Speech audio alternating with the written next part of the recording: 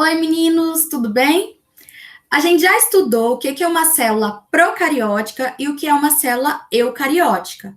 Hoje a gente vai ver quais seres vivos têm células procarióticas e quais seres vivos têm células eucarióticas.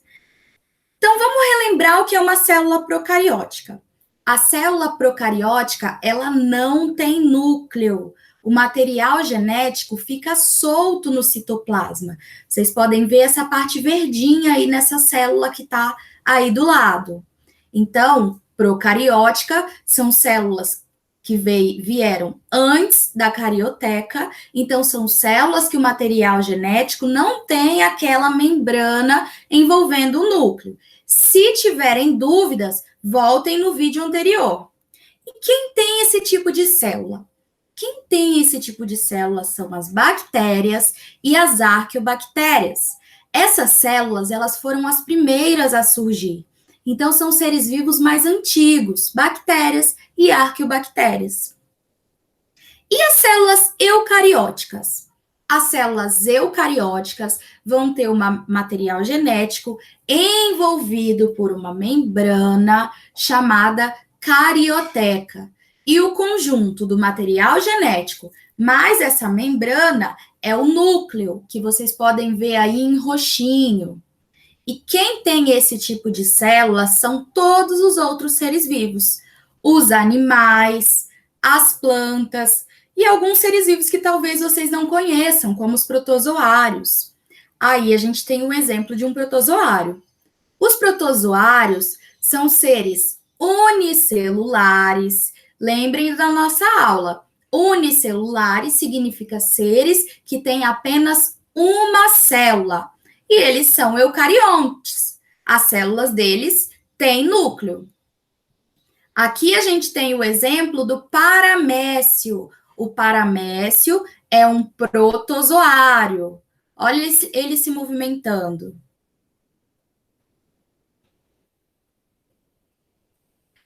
Além dos protozoários, a gente tem também as algas. As algas também são eucariontes, ou seja, elas têm células eucarióticas.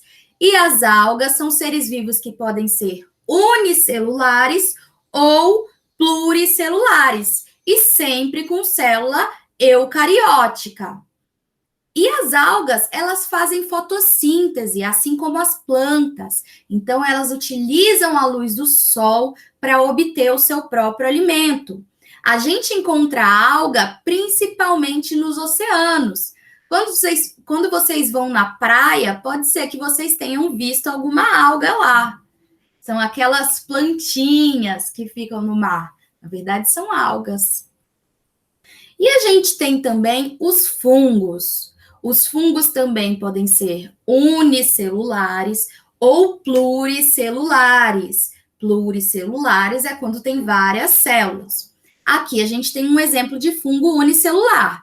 Esse fungo, ele é muito utilizado na fermentação. Então, na fermentação de pães, é utilizado como fermento para pães, é utilizado na fermentação da cerveja.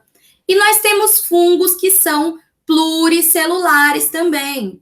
O bolor, por exemplo, o mofo, é um fungo. Aqui a gente tem a imagem acelerada de uma laranja sendo infectada por um fungo. Olha como acontece, ele vai crescendo e tomando conta dessa laranja. E esse fungo, se a gente olhar ele no microscópio, ele vai ser assim. Mas a gente tem fungos também que a gente vê de longe, fungos pluricelulares que a gente consegue ver o crescimento deles, que são os cogumelos. Então, os cogumelos também são fungos. E tem cogumelos de diversas formas.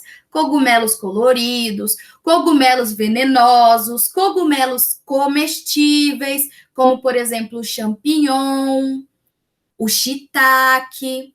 Então, os cogumelos também são fungos. Então, vamos relembrar quem tem célula procariótica, que é aquela que não tem núcleo, as bactérias e as arqueobactérias. E quem tem células eucarióticas, que são as células que apresentam núcleo. São os protozoários, que são sempre unicelulares, as algas, que são organismos que fazem fotossíntese e podem ser unicelulares ou pluricelulares, ou seja, serem formados por uma única célula ou por várias células. Os fungos, que também podem ser unicelulares ou pluricelulares. Os animais, que sempre são pluricelulares. E as plantas, que também são pluricelulares, sempre formada por várias células. Então, esses são os seres vivos que têm cada tipo de célula. Espero que vocês tenham compreendido e qualquer dúvida eu estou disponível no Google Sala de Aula para esclarecer. Então, um beijo e até a próxima.